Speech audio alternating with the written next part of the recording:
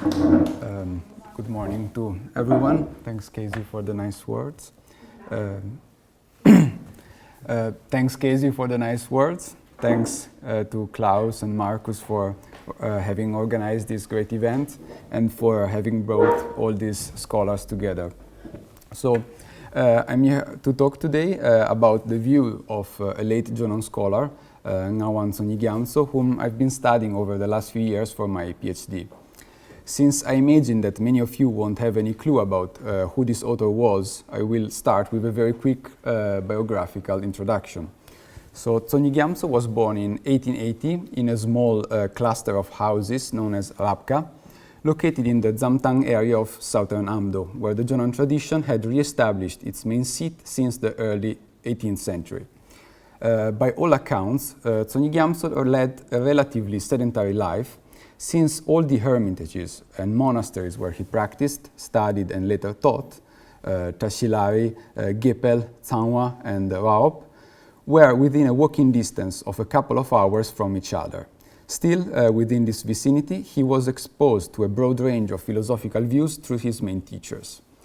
In fact, after spending the second half of his first 20 years practicing extensively the entire path of Kalachakra up to its completion stage under the guidance of Ngawang Chosin, and thereby consolidating his contemplative experience, Tsho dedicated the following decade to the study of Buddhist philosophy and epistemology under the renowned scholar Bamda Tuptangele Gyamtso and the fourth Vajracharya of Tsangwa Gun, Ngawang Chojo Gyamtso. Notably, although all these teachers were primarily holders of the Jonan tradition, both Bamda Gele and Ngawang Chojo had contacts with some of the most prominent Nyuma and Kagyu authorities of the 19th century, such as Zapatrul and Jangon Kontrul, from whom they received teachings at Dzogchen and Palpung. Moreover, it must be noted that Bamda Gele appreciated the Gelug scholastic tradition to the point of seeing himself, at least according to the Jonan historian Ngawang Lodro Drakpa, as an emanation of Jamyang Shepa, and elaborating a substantial redaction of the monastic curriculum of Labarang Monastery through many of his non-tantric works. This is particularly true for his commentaries on the Prajnaparamita Sutra and for his redaction of a Rudra manual that is still quite popular in the Jonan monasteries of the area. This last aspect of the legacy of Bamda Gele, that is his sympathy and appreciation, at least to some extent, for Gelug scholasticism, recurrently emerges throughout the philosophical writings of his student, Tsho. Having said this, today I will focus on the view of this Jonan scholar on the polarizing topic of Buddha nature, while not losing sight of this crucial factor. Although the philosophical oeuvre of this author still requires and deserves further investigation, I dare to say that I have studied rather extensively two of his main works, the Illuminating Light, the Rapsam Nawa, and Removing the Anguish of Holding to Extremes, the Tarzin Duntre, on which I base the following remarks. So at least in these two works, the primary declared aim of Tsho is that of clarifying the intention of Dolpopa. In fact, even though his position does not depart from the view of his spiritual forefather, Tsho tends to emphasize the importance of understanding Dharmata, which the Jonan equate with Buddha nature, from a negative perspective. On the contrary, if we look at Dolpopa's writings, positive descriptions of the ultimate and Buddha nature are predominant. In fact, if we consider the view of Buddha nature that Dolpopa Sherp Gyaltsen, the founder of the Jonan, articulated in works such as the Rgya, the Mountain Doctrine, what strikes immediately is his full equation of Buddha nature with the Dharmakaya and with emptiness, but only to the extent of being empty of other, namely empty of relative phenomena, adventitious defilement, and discursive elaborations.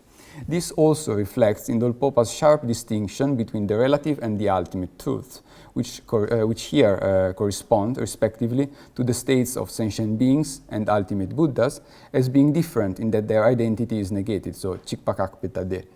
For Dolpopa, while the relative is empty of any true intrinsic essence, the ultimate is empty of anything relative but not of its true intrinsic essence. These two realms, the relative and the ultimate, are also defined as the object of consciousness and the object of non-conceptual wisdom.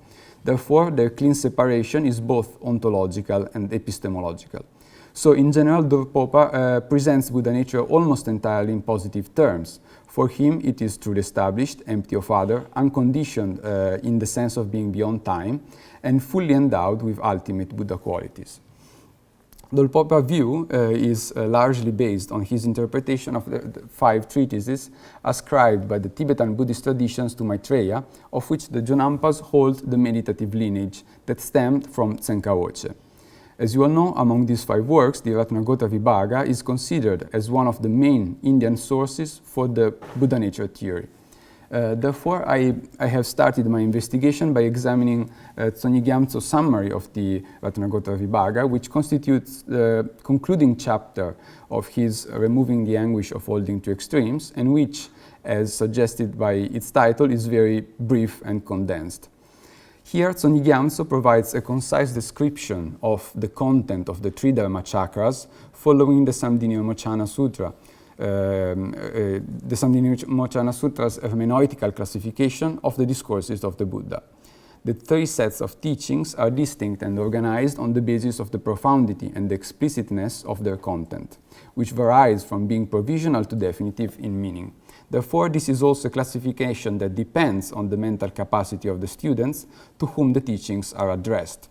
So, in this section, Tsongi Gyamtso explains that, through the first Dharma chakra, the Buddha taught the 4 noble truths to disciples of lower capacity, without undermining the reality of relative phenomena. The second Dharma chakra is then addressed to students of higher intellectual capacity, and introduces them to the realization that all relative phenomena are empty of being independently existent. In this set of teachings, this emptiness is presented as nothing more than freedom from discursive elaboration. Eventually, according to Tsongi Gyamtso, the 3rd Dharma chakra teaches the most mature students that, in the context of the non-conceptual wisdom of the noble ones of Mahayana, that very emptiness of true establishment, Dentong, that is taught through the 2nd Dharma chakra is not a blank nothingness, but does exist at what is endowed with all the ultimate aspects, which are, in fact, the ultimate Buddha qualities. Therefore, for Tsongi Gyamtso, the definitive meaning conveyed by the 3rd Dharma chakra is indeed the concealed presence of a Buddha potential covered in defilement and waiting to become manifest in the mental continuum of all sentient beings. But, he maintains, this same Buddha potential can also be correctly described as the emptiness of true establishment of which the nature of the mind of sentient beings consists. So it must be noted that for the Gelugpas, this same emptiness of true establishment is the only quality that extends to everything, the relative and the ultimate truth, sentient beings and Buddha. This is the reason why the Gelug establish the two truths as one in essence, and dismiss the hermeneutics of the Samdhinirmochana Sutra in favor of that of the Akshayamati Nirdesha Sutra and the Samadhi-raja Sutra, according to which the Buddha's discourses are categorized as provisional and definitive in meaning on the basis of whether they teach all phenomena as empty of true existence or not. For a better understanding of Tsongi Gyamtso's view of Buddha nature, one needs to dive into the illuminating light.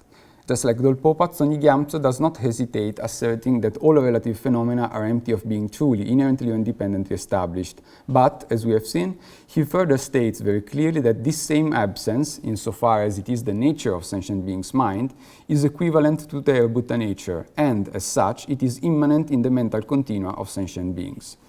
Then, for Tsongi Gyamtso, if one accepts this equation between the Buddha potential and the emptiness of true existence of the mind of sentient beings, one could also conceive this same causal element in terms of the actualized result, and therefore one could accept that it is ever present as devoid of all obscuration and endowed with ultimate Buddha qualities. In other words, on a naive conceptual level, one could conceive that the sprout, the result, coexists within the seed, its cause. However, the coexistence of seed and sprout can be refuted by any kind of direct valid cognition, such as the I consciousness. So, no sprout can be found at the time of the seed, but in the case of Buddha nature, the same reasoning can lead to a different conclusion. In fact, for Tsongi Gyamtso, the conceptual proposition that a fully fledged Buddha nature is already existent at the time of sentient beings is justified because it is consistent with the direct experience of the meditative equipoise of the noble ones of Mahayana. Nonetheless, this does not mean that the ultimate Buddha qualities appear to the non-conceptual wisdom the way they have been conceived by the ordinary mind, namely, they do not appear as relative qualities. In fact, as the meditative equipoise is entirely non-conceptual and free from discursive elaborations, Tshogs explains the boundless variety of aspects that appear to it in terms of the immeasurable and inexhaustible capability of emptiness to manifest in any possible way. Therefore, for Tshogs, any proposition about Buddha nature being already present and endowed with qualities in the mental continuum of sentient beings is only put forward in terms of ultimate Buddha nature and qualities, but it never entails their relative existence or their existence as particular relative phenomena. So, at this point, the question may arise about which of all the features that are predicated about Buddha nature are eligible for the status of ultimate truth and which are just ultimate truth. Are just relative truth. A possible reply is to be found once again in a section of the Illuminating Light, the 12th, that Tshogs dedicates to the refutation of the misconceptions of a hypothetical opponent concerning the features of Dharmata, that is Buddha nature, as propounded by Dolpopa. So this becomes possible by explicating three distinct perspectives. From the perspective of negating the negandum, in the context of the unerring wisdom that evaluates the consummate mode of being of all phenomena, there is the freedom from elaborations that consist in the non-affirming negation of the mere inherent non-establishment of all phenomena. And from the perspective of establishing the distinctive features of such freedom from elaboration, there are the non-discursive manifestation that consists in the appearance of qualities of the inherent Dharmakaya, such as the ultimate 10 strengths and therefore fearlessness, that far surpass the number of the particles of the sand of river Ganga, are the ultimate emptiness itself, and are just like the magical reflections seen by a maiden in a state in which not even the slightest signs of the relative experience manifest. Dolpopa accepted that both these aspects are emptiness, namely the ultimate truth. Nonetheless, he also accepted that such dharmata is the Buddha potential when one is a sentient being. It is the result of dissociation when one becomes a Buddha, and so forth, are only relative truths. So, therefore, we can see quite clearly three different perspectives in this passage, but also these three perspectives re-emerge throughout the whole from these two texts by Tshogs all the time. The first one is the perspective of negating the negandum, which is the true or inherent establishment of relative phenomena, so the self of phenomena and persons. And through this perspective, dharmata is presented only in negative terms. In this context, it is entirely acceptable, according to Tshogs, to define Buddha nature as a non-affirming negation, as a megag. So as the emptiness of true establishment or the freedom from discursive elaborations. This, for Tshogs, is a representational ultimate, nanjampe dundam, but nevertheless it is ultimate truth. Notably, Tshogs dedicates the entire sixth section of the same work, the Illuminating Light, to the explanation of why, even for Dolpopa, who is rather famous for presenting the ultimate as an affirming negation, as a maingak, dharmata can be defined as a non-affirming negation. This, in brief, requires a distinction between ordinary and extraordinary affirming negations. The affirming negation presented by what Tshogs calls the ordinary Madhyamaka and Pramana traditions leaves out of its scope of negation a remainder that is eventually still a conceptual mode of apprehension and therefore still pertains to the relative level. An ordinary non-affirming negation, on the contrary, suitably negates its negandum without ever implying any sort of reminder. Thus, as dharmata, that is Buddha nature, is entirely beyond the realm of the relative and the conceptual, it must be rather defined as an ordinary non-affirming negation. It is better to provide a partial or limited description of dharmata than one that is mistaken or misleading. For Tshogs, Dolpopa only uses the term affirming negation in an extraordinary way, to stress the fact that even though dharmata is essentially freedom from elaborations, it is not the mere blank nothingness propounded by some Tibetan Madhyamikas, but rather it spontaneously appears to the non-conceptual wisdom as endowed with all the ultimate aspects and Buddha qualities. So the second perspective instead, which is that of establishing the distinctive features of Buddha nature, of Dharmata, or of the ultimate, is the perspective of the noble ones of Mahayana, who abide in a meditative equipoise free from any relative and discursive sign, in which arises the direct, unmediated experience of the emptiness endowed with all the ultimate aspect, that is, of the Dharmakaya and its qualities. This is the direct experience of the actual non-representational ultimate, Nanjangma Impedondam, and as such cannot but be ultimate truth. Even though, as we will see, this perspective is not limited to the context of tantric realization, it must be noted that Tsongi Gyamtso's description of it are steeped in references to the vivid visionary experiences that, in the context of the practice of the 6 yogas of Kalachakra, are subsumed under the category of images of emptiness, Shunyata Bimba or Tompaniki Sukh. So I won't go much into the details of this topic, on which Giacomello Orfino, who is present here today, has published some very valuable contribution, and on which Michael Sheehy will elaborate the day after tomorrow. But I will just try to highlight a few relevant aspects. For example, the metaphor recurrent throughout Kalachakra literature and often used also by Tsongi Gyamtso to describe those ultimate appearing aspects is that of the magical reflections, pratibimba or sugnyen, that appear on the surface of the mirror used in the divination rite of pratisena, in which a maiden empowered by mantras can see the past or the future. Just like the magical reflections that emerge on that kind of mirror, the aspects manifesting in the direct perception of Dharmata, that is Buddha nature, lack substantiality and are not produced, yet they can appear.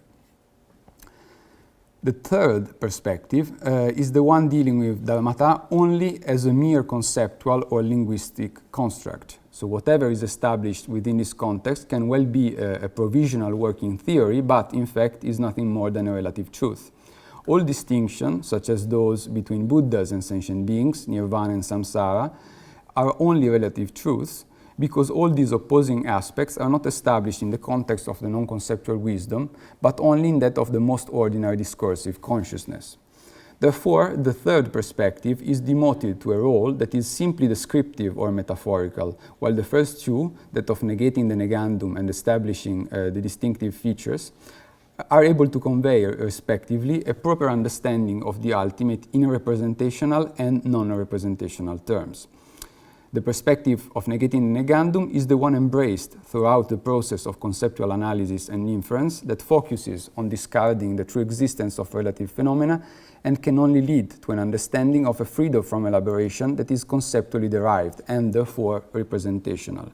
The perspective of establishing the distinctive features, on the contrary, mirrors the direct non-conceptual experience of the ultimate that is unmediated by any conceptual construct.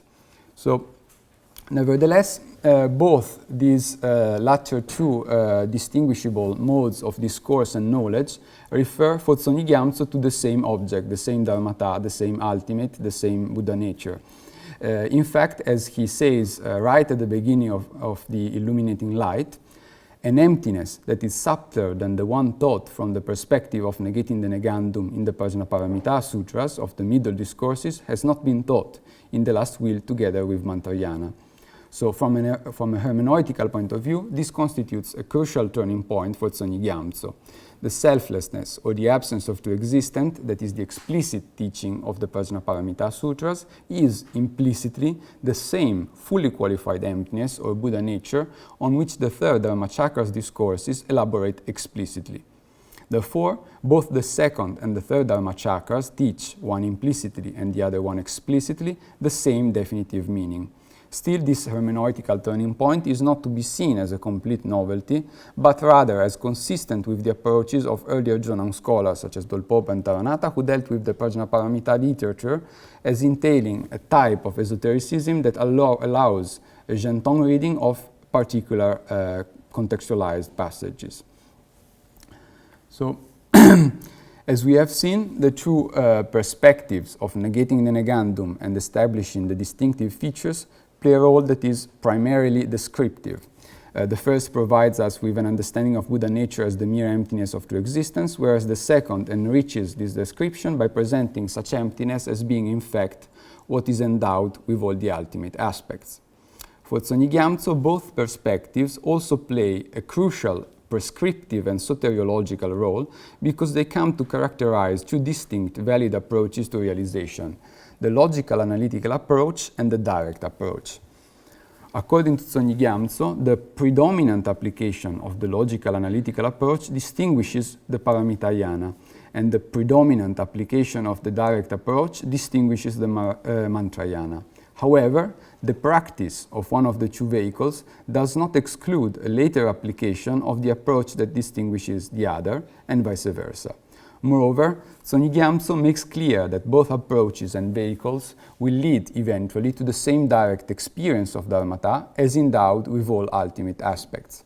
Even though in the two main works on which I have focused, Tsongi Gyamtso does not lay out any detailed instruction on how to practice according to the Paramitayana and the Mantrayana, he does expound their basic structures and brings out their distinct mechanics, by which one becomes able to move from the conceptual understanding to the non-conceptual direct perception of emptiness.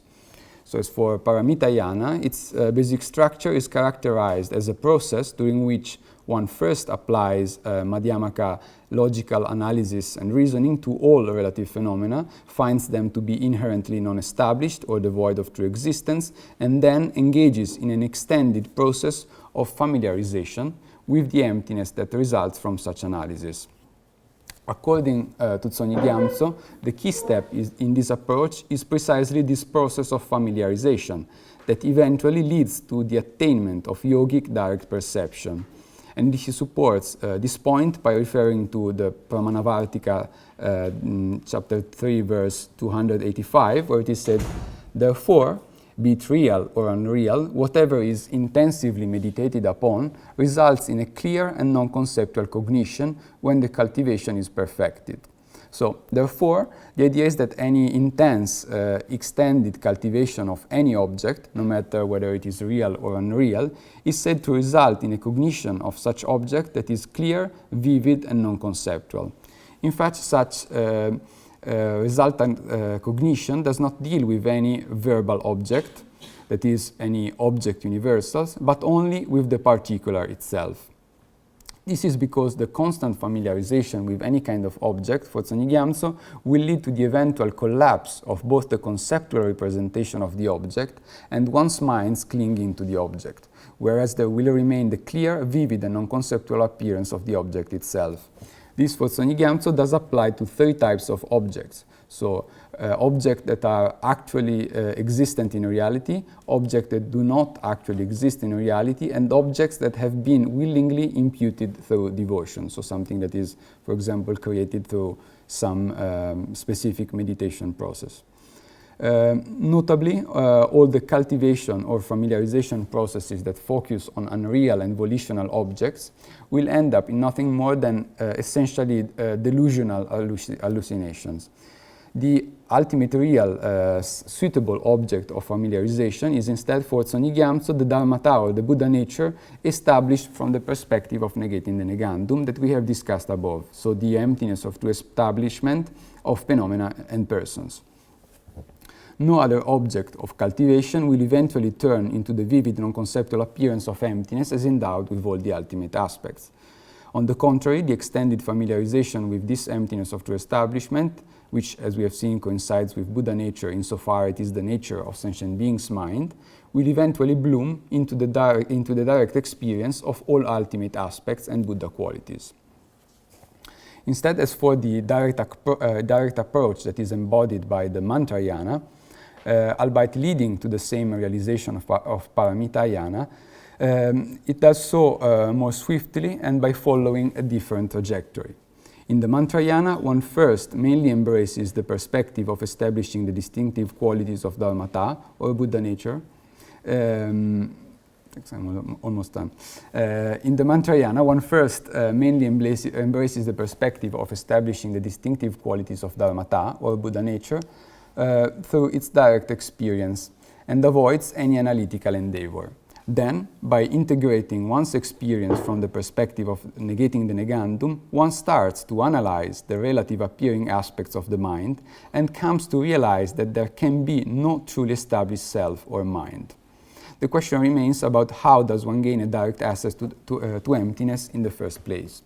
As I said, the works I have analyzed contain several implicit references to the experiences that arise from the practice of the 6 yogas, the completion stage of the Kalachakra Tantra. Even though Tsoni Gyamtso does not provide any related prescriptive detail, this connection emerges quite clearly, for example, in the last pages of the concluding section of his Illuminating Light. To sum up, the experience of an image of emptiness is considered as the direct perception of dharmata or emptiness itself, and therefore of the fully qualified Buddha nature. The basic mechanics that allows the dawning of such direct perception is related to the control and the cessation of vital winds, which are the sources of conceptualization. It is precisely by moving the winds into one's central channel and by withdrawing discursive thought that one creates the conditions for the images of emptiness to arise. Through these methods, the direct perception of the images of emptiness is achievable even by an ordinary being doing the first of the 6 yogas, but it is at first just a vague direct perception that still needs to develop into its full focus and form. Mantrayana, and in particular the practices prescribed in the Kalachakra Tantra, grant an effective shortcut for piercing through the realm of the conceptual. However, as long as one is even slightly entangled in discursive elaborations and conceptual constructs, such direct experiences are nothing more than momentary, blurred flashes and do not actually extend to the rest of one's path. To conclude, in the Illuminating Light and removing the anguish of holding two extremes, Tsoni Gyamtso consistently propounds 2 distinct yet complementary definitions of dharmata, which he fully equates with Buddha nature. It is both the mere non-affirming negation of the emptiness of true existence, Danton, which is the nature of sentient being's mind, and that emptiness which is endowed with all the ultimate aspects. These 2 definitions relate to the 2 distinct perspectives of negating the negandum and establishing the distinctive features, which coincide respectively with the explicit teachings mode of the 2nd and the 3rd Dharma chakras. The perspective of negating the negandum mainly characterizes the logical analytical approach of Paramitayana, whereas the perspective of establishing the distinctive features mainly characterizes the direct approach of Mantrayana. Nevertheless, both vehicles eventually lead to the actualization of the same fully fledged Buddha nature, whose dawning direct experience is most suitably portrayed through the metaphorical language of the Kalachakra literature. Thanks.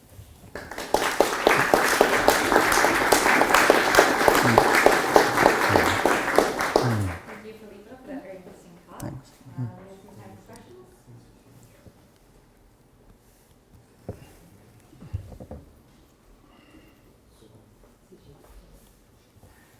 Thank you very much for your very exciting presentation.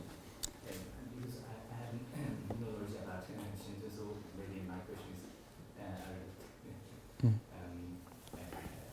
bit stupid. I have several questions. Regarding the relationship between relative truth and the absolute truth, in your slide of the shared data,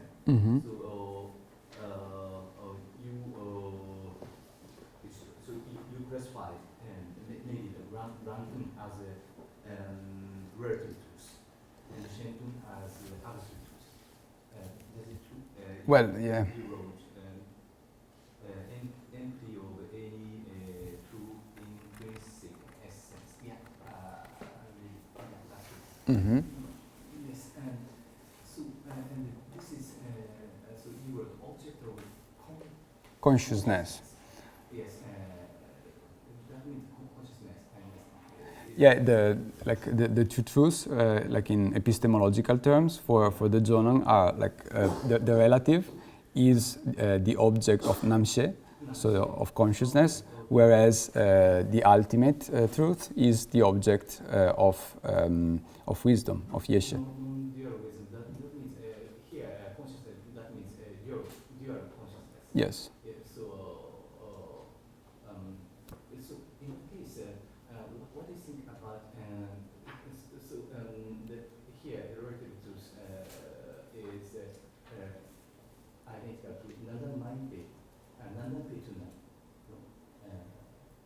What do you mean? What should I say?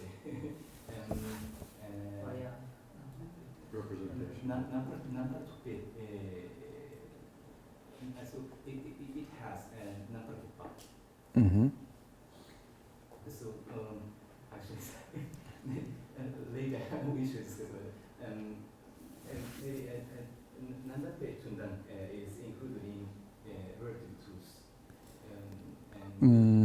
Well, I guess one could, of course, say that, and of course, all conceptual elaborations, all definitions that you come up with are part of the relative. Yeah, so that means in this case, entry of any true intrinsic essence does not include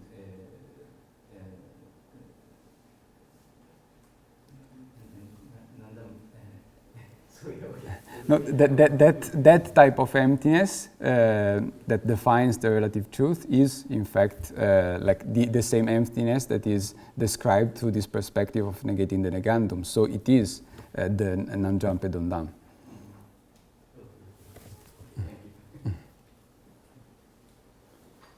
Thank you. So my question, just point of clarification, the Tsumi Jamso in this illuminating text that you discussed, he makes a distinction between Paramitayana and Mantrayana? Yes. Not throughout the text, but like in this last section. So you have this distinction between different perspectives from the very beginning of the text. And in the last section of the text, where he describes how Dharmata actually appears in Nyamshak, he concludes by bringing together this true perspective with Paramitayana and Mantrayana, and saying that the type of realization that you have, how you eventually experience emptiness or Buddha nature or Dharmata, is the same all-aspected Nampatan Chepe Tompani. So that's already like clear break from Dokopa, who doesn't make that distinction, right? Yeah. But we have, and so I'm clear, just want to understand, he's trying to do that to show that there's two ways to talk about negation of the Dharmakaya? Yes, there is the sixth section of this text that is dedicated to explaining whether Dharmata is a Megak or a Maingak, where he explains He makes that distinction. Yes. That's very interesting. And does he use the term Doin Gentong or Naki Gentong? No, he doesn't. I think that's comes with Kempolodrak. Yeah, Kempolodrak does that. But to even have a distinction between Paramita and interesting. So just to clarify, he says that there's no gakja for Tompa Chempo, the great emptiness within the Mantrayana view. Does he say that? He doesn't say that. He focuses on really this perspective of negating the negandum, as long as you take phenomena as the scope of negation, and from that you negate their true establishment, and you remain with this absence of true establishment of phenomena, which is basically selflessness. So he keeps using like this term denton or dharme throughout the text. So instead of using like positive terms, he always uses these negative terms that then he fully qualifies. Do you find similar approaches in like Vamda's thing on Nijamka? No, I mean, honestly, I haven't gone through much of Vamda's stuff, but I tried to look specifically for this kind of things, and no, I didn't find anything. And it's fascinating that he names text, to have the intent of Dopopa. Yes. He takes a very different approach, almost antithetical.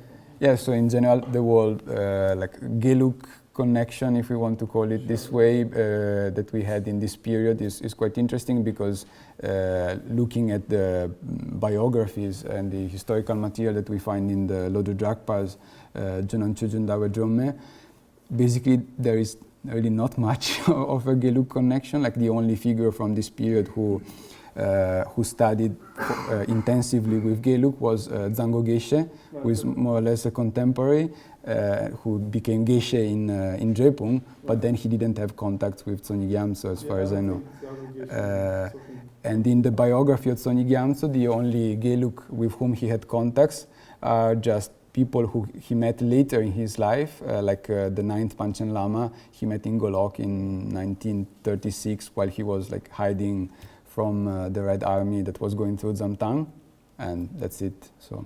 The influence probably comes through Bonzo. Yeah, that's it. Yeah. Yeah. Yes, I have a question and a clarification. So on the three perspectives, the second perspective of like showing the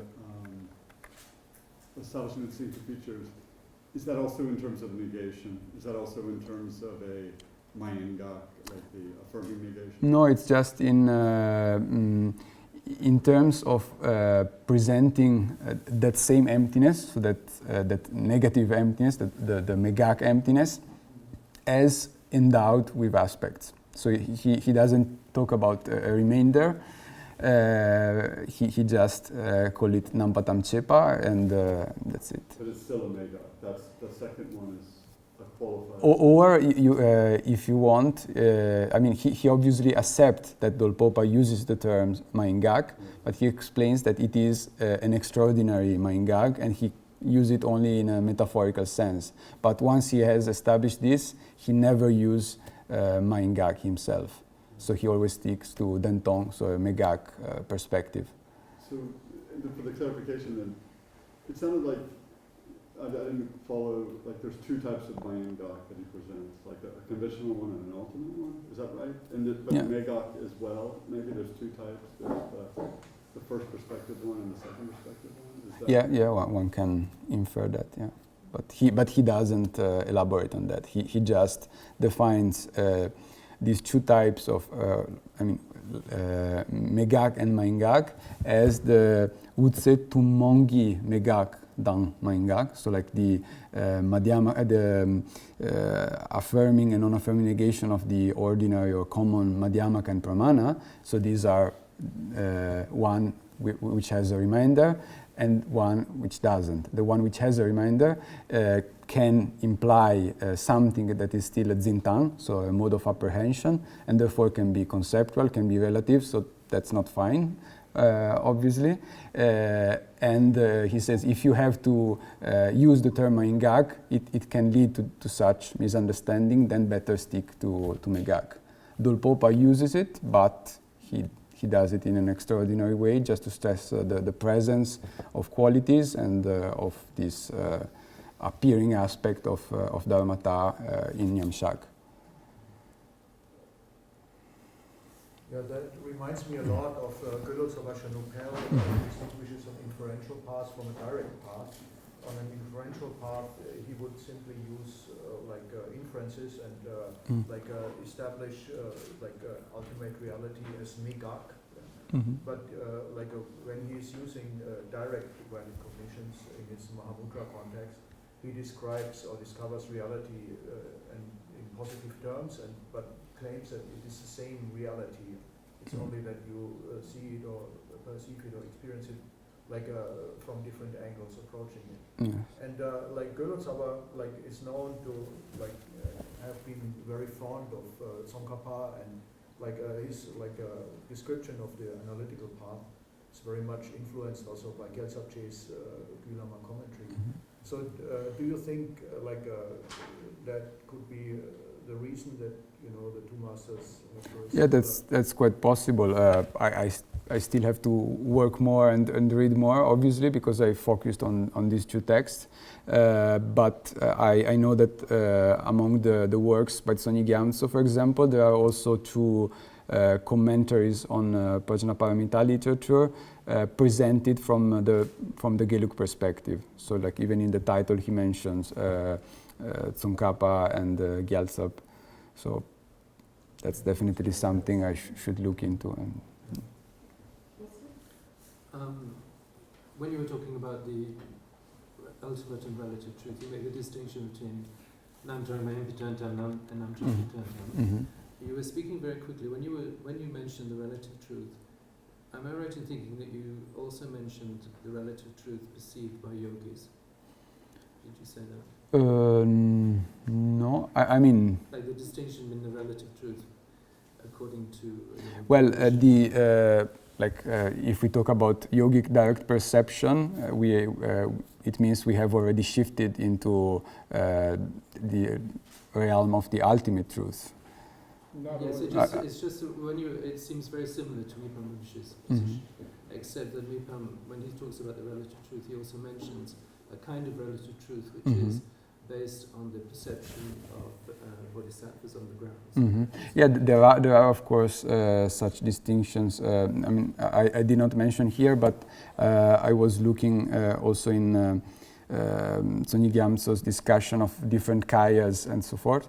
So in that context, when he talks about the like upwardly evolving bhumis and also the parallel evolving perception of a bodhisattvas, there are such things, yes.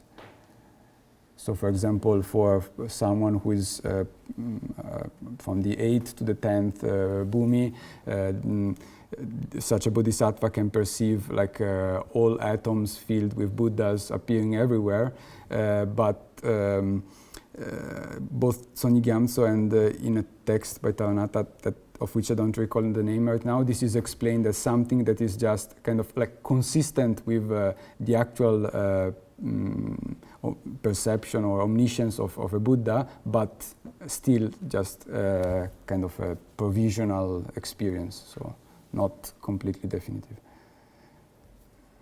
Right, thank you, Filippo. We're out of time, so thank you again. Thanks.